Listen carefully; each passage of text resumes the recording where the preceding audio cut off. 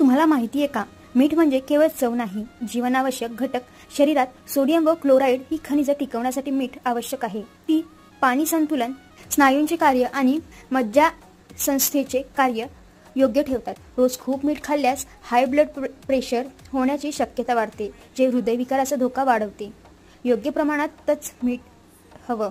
WHO जागतिक आरोग्य संघटनानुसार रोज 5 gram पेक्षा अधिक मीठ टाळावं, तेवढंच आरोग्यासाठी योग्य. आयोडीनयुक्त मीठ मेंदूच्या विकासासाठी आवश्यक.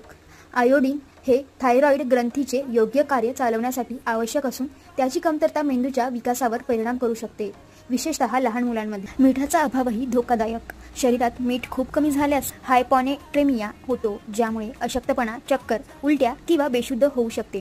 सेंधव मीठ पचन सुधारते.